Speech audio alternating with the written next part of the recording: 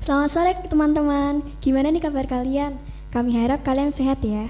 Oh ya teman-teman, sudah lama ya kita tidak mengadakan persekutuan bersama dan sharing secara langsung. Kita hanya bisa bertemu melalui jejaring sosial dari rumah masing-masing.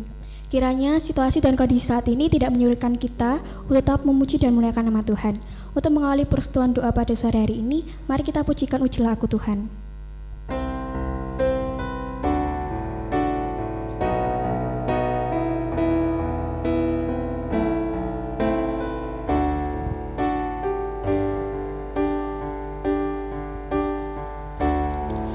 Ujilah aku Tuhan, cobalah aku Tuhan, selidiki batinku dan hatiku, mataku tertuju padamu. Aku cinta padamu Tuhan, aku rindu hadirat-Mu Tuhan, aku ingin selalu dekat padamu, menikmati kehadiran-Mu. Ku nyanyi Hosana bagi Rajaku yang duduk di tahta. Aku muliakan dan ku agungkan, Kau layak disembah.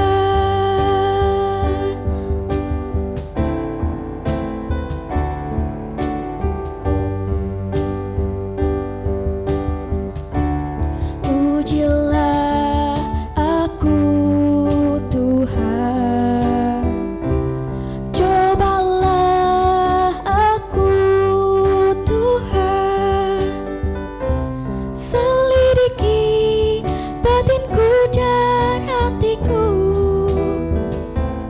mataku tertuju padamu.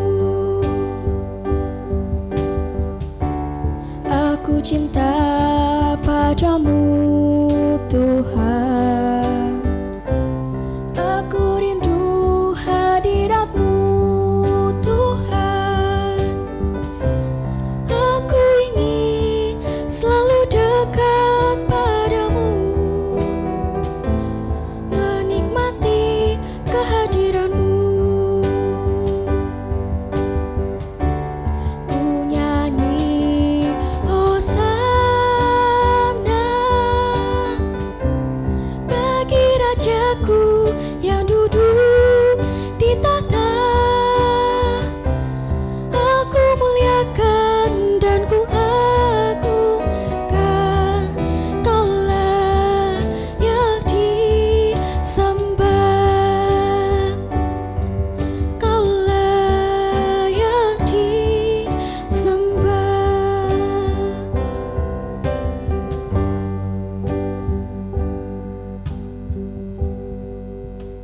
Teman-teman, marilah kita berdoa. Selamat sore ya Bapa, terima kasih untuk penyertaan-Mu dan kesempatan yang telah Kau berikan kepada kami, sehingga kami dapat mengadakan persekutuan bersama walaupun secara online ini. Kiranya Kau memberkati persekutuan kami dari awal hingga akhir nanti ya Bapa, dan kiranya firman yang akan kami dengar mampu menjadi pedoman bagi hidup kami. Amin. Mari kita berdiri dan menyanyikan lagu Kasih Kau dengan Kasih Tuhan.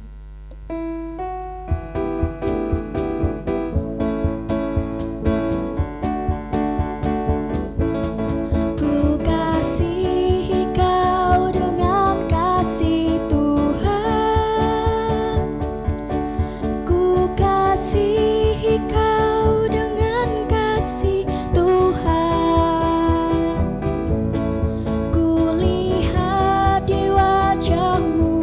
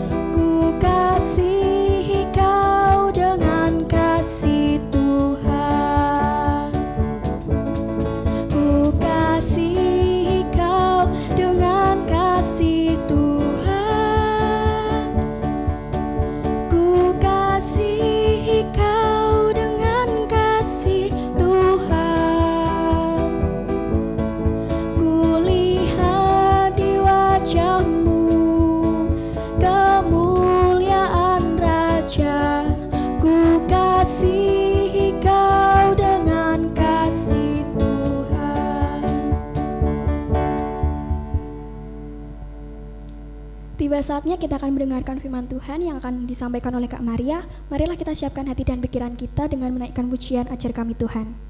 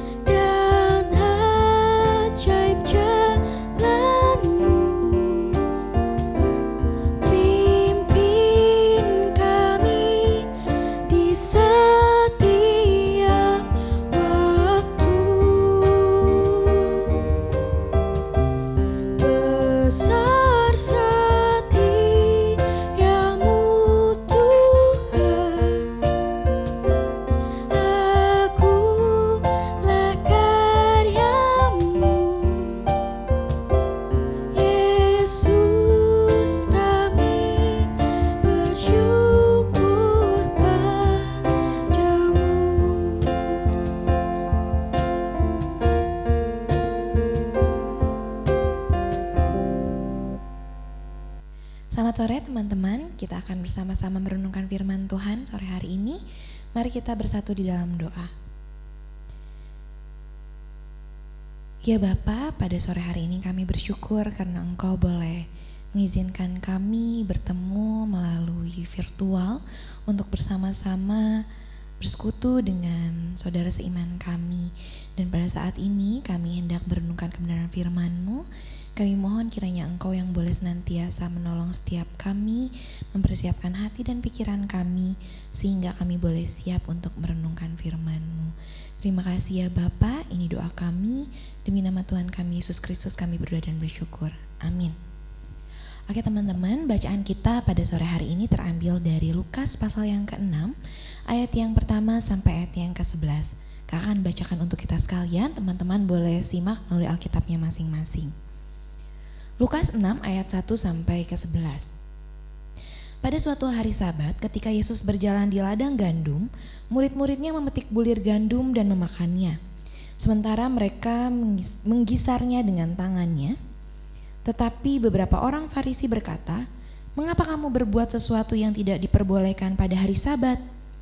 Lalu Yesus menjawab mereka, "Tidakkah kamu baca apa yang dilakukan oleh Daud ketika ia dan mereka yang mengikutinya lapar? Bagaimana ia masuk ke dalam rumah Allah dan mengambil roti sajian, lalu memakannya dan memberikannya kepada pengikut-pengikutnya, padahal roti itu tidak boleh dimakan kecuali oleh imam-imam?" Kata Yesus lagi kepada mereka, "Anak manusia adalah Tuhan atas hari Sabat." Pada suatu hari Sabat lain, Yesus masuk ke rumah ibadat lalu mengajar. Di situ ada seorang yang mati tangan kanannya. Ahli-ahli Taurat dan orang-orang Farisi mengamat-ngamati Yesus kalau-kalau ia menyembuhkan orang pada hari Sabat, supaya mereka dapat alasan untuk mempersalahkan dia. Tetapi ia mengetahui pikiran mereka, lalu berkata kepada orang yang mati tangannya itu, "Bangunlah dan berdirilah di tengah." Maka bangunlah orang itu dan berdiri. Lalu Yesus berkata kepada mereka, "Aku bertanya kepada kamu, manakah yang diperbolehkan pada hari Sabat? Berbuat baik atau berbuat jahat? Menyelamatkan nyawa orang atau membinasakannya?" Sesudah itu ia memandang keliling kepada mereka semua, lalu berkata kepada orang sakit itu, "Ulurkanlah tanganmu." Orang itu berbuat demikian dan sembuhlah tangannya. Maka meluaplah amarah mereka, lalu mereka berunding apakah yang akan mereka lakukan terhadap Yesus. Semikian jauh pembacaan kita pada sore hari ini. Teman-teman, suatu hari ada seorang ibu tua yang sedang mencuci beras di dekat sumur rumahnya.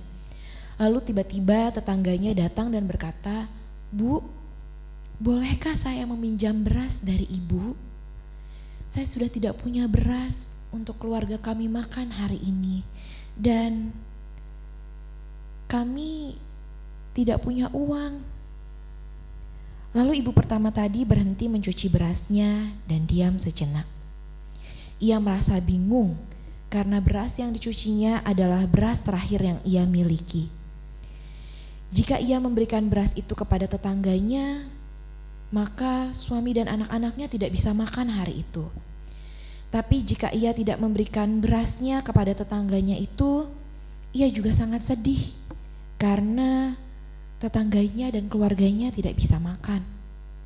Tidak lama kemudian akhirnya ibu itu membagi 2 beras yang tengah ia cuci, sehingga baik keluarganya maupun keluarga tetangganya bisa tetap makan sekalipun sama-sama sedikit. Menurut teman-teman, apakah dia sekedar berbuat kebajikan? Atau ibu tadi juga tengah melakukan suatu hal yang bijak? Ya, ibu tadi bersikap bijak demi kebajikan. Kalau dia hanya baik tanpa bijak, dia akan kasih semua berasnya dan keluarganya sendiri jadi gak makan, karena di pikirannya hanyalah berbuat baik. Atau kalau dia prinsipnya hanyalah untuk kepentingan sendiri, maka dia gak akan kasih beras itu untuk orang lain. Yang penting aku dan keluargaku makan. Teman-teman, tidak jarang di dalam hidup ini kita diperhadapkan dengan momen dilematis ketika hendak berbuat kebaikan. Makanya kita perlu mampu bersikap bijak. Lalu pertanyaannya, apa yang dapat menggerakkan kita untuk bisa bersikap bijak demi kebajikan? Yang pertama, teladan Yesus. Teman-teman, di dalam bacaan kita hari ini kita menemukan hal yang begitu dipersoalkan oleh para ahli Taurat dan orang-orang Farisi, yakni perihal hari Sabat. Mereka begitu patuh terhadap hukum Taurat, khususnya tentang hari Sabat yang lahir sejak penciptaan. Memang benar Sabat mengatur agar orang-orang berhenti bekerja pada hari ke-7. Dan di dalam perkembangannya, seiring berjalannya waktu, hari Sabat dan aturannya menjadi semakin ketat. Orang-orang sangat dibatasi ketika hari Sabat.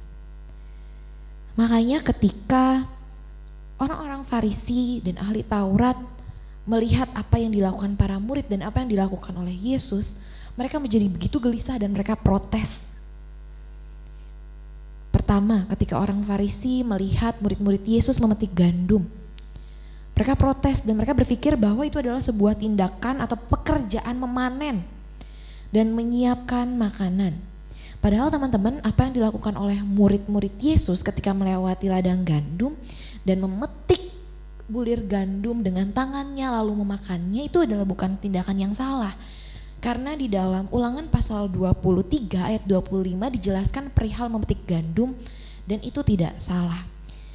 Lalu Yesus membandingkan apa yang dilakukan oleh para murid dengan apa yang dilakukan oleh Daud ketika Daud dan para pengikutnya kelaparan. Ia mengambil roti dari rumah ibadat dan membagikan kepada pengikut-pengikutnya lalu memakannya. Padahal yang boleh memakan roti sajian itu adalah para imam. Namun Alkitab tidak mencatat bahwa itu adalah tindakan yang dipersalahkan. Setelah itu Yesus menutup bagian ini, perikop ini, dengan perkataan, Anak manusia adalah Tuhan atas hari Sabat. Yesus memproklamasikan dirinya sebagai Mesias.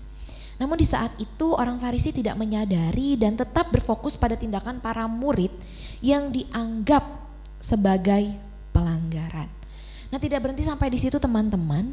Orang Farisi dan ahli Taurat itu ternyata menantikan kesempatan untuk mengkritik Yesus kembali. Dan dalam suatu kesempatan ketika Yesus mengajar di suatu rumah ibadat pada hari Sabat, mereka mengamati Yesus kalau Yesus menyembuhkan orang yang mati tangan kanannya. Tentu Yesus tahu dong isi hati para ahli Taurat dan orang Farisi itu. Makanya Yesus bertanya kepada mereka di ayat 9. Kata Yesus, "Aku bertanya kepada kamu, manakah yang diperbolehkan pada hari Sabat? Berbuat baik atau berbuat jahat? Menyelamatkan nyawa atau membinasakannya?" Lalu Yesus menunjukkan bahwa ia pasti selalu melakukan perbuatan baik. Ia menyembuhkan tangan orang yang mati itu, maksudnya tangan orang yang lumpuh itu, dan melihat peristiwa itu bukannya sadar ya si orang Farisi dan para ahli Taurat itu. Mereka malah semakin meluap amarahnya. Tapi teman-teman yang terkasih, kita lihat tindakan Yesus yang selalu memilih untuk mewujudkan kebajikan. Nah, teman-teman yang terkasih, setiap aturan memang dibuat untuk ditaati, termasuk aturan agama. Dibuat untuk ditaati juga, tetapi bukan secara kaku. Karena setiap peraturan yang dibuat, khususnya peraturan agama yang dibuat tujuannya utamanya adalah untuk menyenangkan hati Allah. Dan Allah sendiri mengadakan hari Sabat dengan maksud demi kesejahteraan manusia. Maka umat Tuhan harusnya menjadikan hal itu atau hari itu sebagai hari untuk melayani dan menjadi berkat bagi orang lain, bukan untuk menghakimi orang lain. Orang-orang Farisi dan ahli-ahli Taurat terjebak di dalam kesombongan rohani. Mereka merasa bahwa mereka paling benar dan mereka sudah paling saleh. Tapi mereka tidak sadar kalau mereka tidak terbuka dengan suatu perubahan. Bahkan mereka sendiri tidak menyadari kehadiran Yesus Sang Mesias yang hadir bukan untuk meniadakan hukum Taurat, tetapi untuk menggenapinya. Teman-teman yang terkasih di dalam Tuhan, sebagai remaja yang hidup di tengah komunitas Anabaptis Mennonite, setiap minggu kita diajak untuk mengikrarkan komitmen kemuridan. Kami bersaksi bahwa tidak seorang pun dapat sungguh-sungguh mengenal Kristus kecuali Ia yang mengikutinya setiap hari dalam kehidupan. Komitmen ini mengajak kita sekalian untuk terus mengikuti teladan hidup Yesus dalam keseharian kita, termasuk untuk bersikap bijak demi kebajikan. Apa yang Yesus lakukan di dalam bacaan kita hari ini menunjukkan bahwa yang menjadi keutamaan Yesus adalah kesejahteraan umat. Jika Yesus tidak bersikap bijak menimbang apa yang baik dan benar, maka kebajikan tidak akan terwujud. Dia hadir ke bumi untuk membumikan pesan kerajaan Allah. Melalui dirinya, Ia mendemonstrasikan bagaimana seharusnya manusia, termasuk kita, menjalani kehidupannya di dunia ini, yaitu menaati hukum yang pertama dan yang terutama. Dan ini adalah hal kedua yang menggerakkan kita untuk bersikap bijak demi kebajikan, yaitu adalah hukum kasih. Suatu hari di sebuah daerah di New Zealand, seorang anak kecil tertabrak sebuah mobil ketika ia hendak pergi ke sekolah. Mendengar suara gaduh dari depan rumahnya, seorang pria bernama Harman Singh lari keluar rumahnya untuk melihat apa yang terjadi. Dan betapa terkejutnya ia ketika ia melihat anak kecil yang tertabrak itu dan darah yang bercucuran dari kepalanya. Tanpa berpikir panjang, ia langsung melepas turban atau sorban penutup kepala yang ia pakai untuk menghentikan pendarahan anak kecil itu sampai ambulans datang. Harman Singh adalah seorang penganut agama Sikhisme atau penganut ajaran Sikhisme yang berasal dari India, di mana para pengikut Sikhisme ini atau para Sikh, orang Sikh, harus menggunakan turban dalam kesehariannya. Bagi seorang Sikh, selalu menggunakan turban ketika berada di luar rumah merupakan harga mati.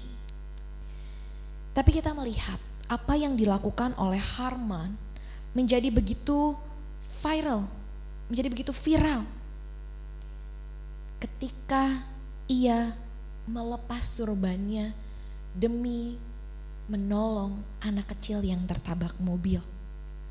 Dan ketika diwawancarai dan berbicara tentang turban yang dipakainya dan dilepasnya itu, Harman Singh berkata, yang ada di pikiran saya saat itu adalah bagaimana menolong anak tersebut.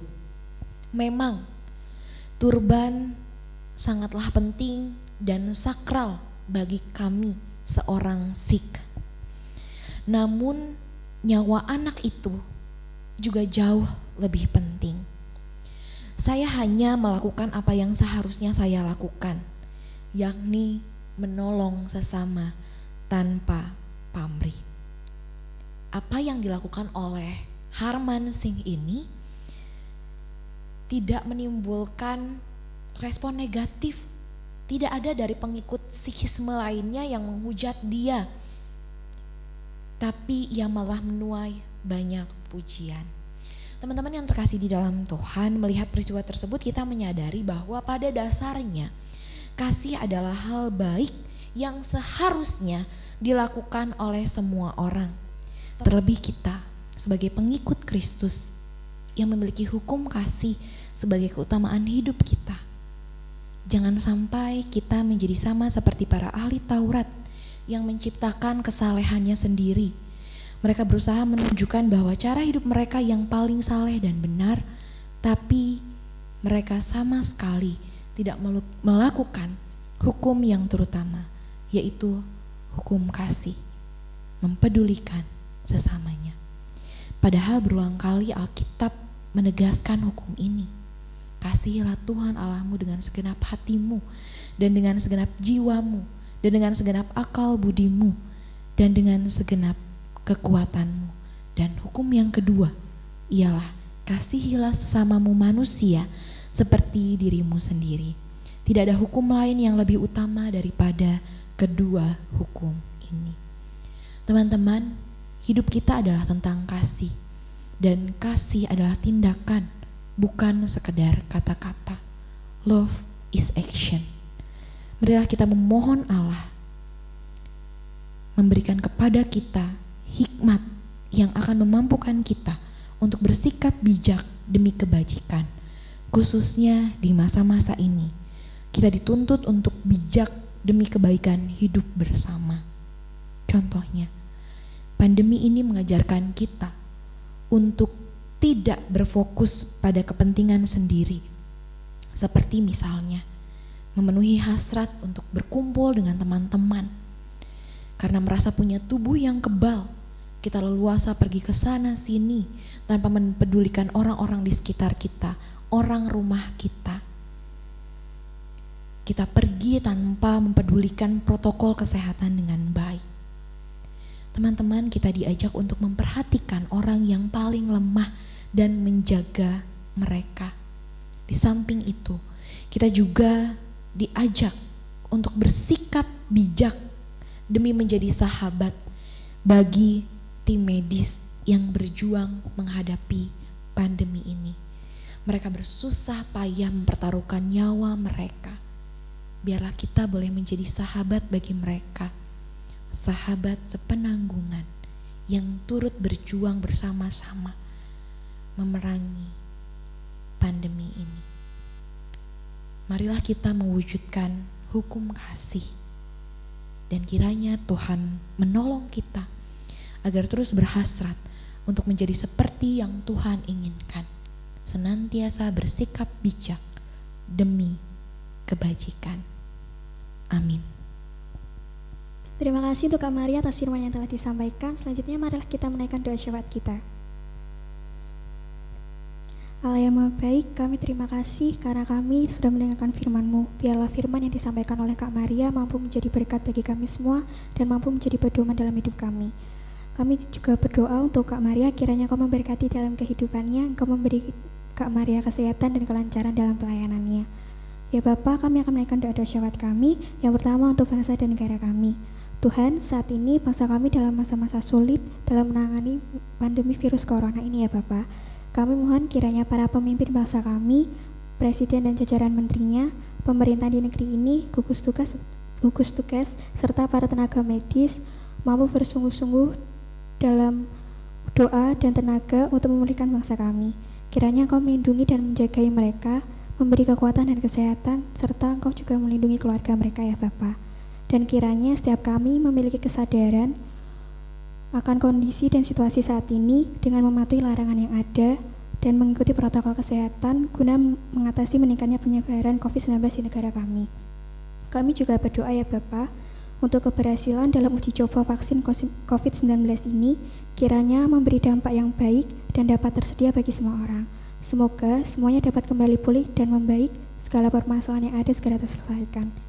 Bapa, kami juga berdoa untuk gereja-gereja di seluruh dunia. Mungkin di antara kami tidak dapat beribadah secara layak atau masih secara bersembunyi-sembunyi.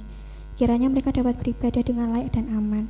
Kami juga berdoa bagi gereja-gereja yang sudah beribadah atau berkegiatan di gedung gereja ya Bapa, kiranya Engkau melindungi mereka. Untuk GKMI Kudus, kiranya Engkau memberkati setiap rencana persiapan yang dilakukan oleh para majelis gereja dalam penyesuaian ibadah gereja sesuai dengan protokol kesehatan. Dan kiranya Engkau memberi kesehatan dan kelancaran dalam pelayanan para majelis, hamba Tuhan, beserta keluarga mereka. Selanjutnya kami berdoa untuk komisi remaja kami, kiranya kami semakin bertekun dan berpegang teguh terhadap kehendak-Mu, mendoakan satu sama lain dan menjadi berkat bagi sesama. Kiranya Engkau menolong dan memberkati pembina dan pengurus komisi remaja dalam rancangan persiapan dan pelaksanaan program kerja serta pelayanan mereka. Kami juga berdoa untuk studi kami yang masih dilaksanakan secara daring ya Bapa. Kiranya kami tetap mampu memahami dan mengerti setiap materi yang diberikan oleh Bapak Ibu Guru dan mengerjakan tugas dengan baik. Kami berdoa untuk teman-teman kami yang sedang dalam masa PTS, kiranya mereka semakin tekun belajar dan berlaku jujur, dan semoga kami dapat hasil yang terbaik. Kami berdoa untuk orang tua kami, kiranya Engkau memberi kekuatan dan kesehatan, kelancaran dalam pekerjaan, membimbing kami dan tetap memiliki semangat melayani. Tak lupa kami juga berdoa bagi teman-teman yang mungkin sedang dalam keadaan sakit atau memiliki pergumulan. Kiranya Engkau memberi mereka kekuatan dan penghiburan, dan Engkau menjamah mereka, memulihkan hati, batin, dan pikiran mereka. Kami juga berdoa bagi mereka yang sedang menjalani perawatan atau isolasi, kiranya mereka tetap bersemangat dan dipulihkan. Mungkin di antara kami baru saja ditinggalkan oleh orang yang terkasih, kiranya mereka diberi keikhlasan, kekuatan, serta penghiburan. Bapa, kami telah tiba di penghujung ibadah kami. Mungkin di antara kami akan melanjutkan aktivitas, kiranya Engkau melindungi mereka, dan semoga kami mampu meneladani kasih-Mu dan menjadi berkat bagi sesama. Doa yang kurang dari sempurna ini kami satukan dengan doa yang telah Engkau ajarkan. Bapa kami yang ada di surga, kuduskanlah namamu, datanglah kerajaan-Mu, jadilah kehendak-Mu di bumi seperti surga. Berilah kami pada hari ini makanan kami yang secukupnya, dan ampunilah kami akan kesalahan kami, seperti kami juga mengampuni orang yang bersalah pada kami. Dan janganlah membawa kami dalam cobaan, tetapi lepaskanlah kami daripada yang jahat, karena Engkau lah yang punya kerajaan dan kuasa dan kemuliaan sampai selama-lamanya. Amin.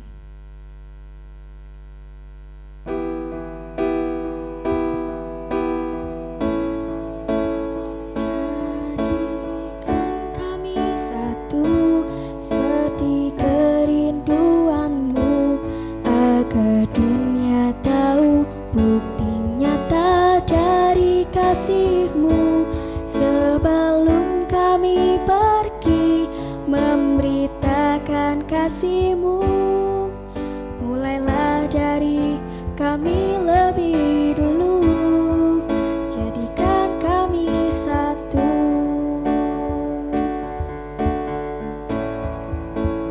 Bapa, terima kasih.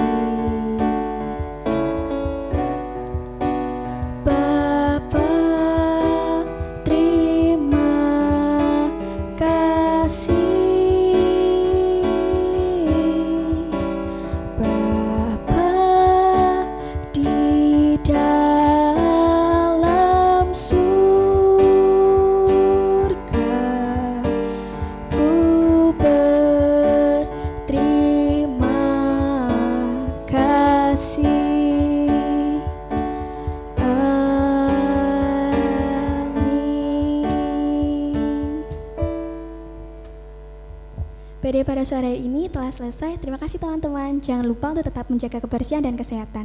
Sampai jumpa 2 minggu lagi. Tuhan memberkati. Metanoia. Be the pattern.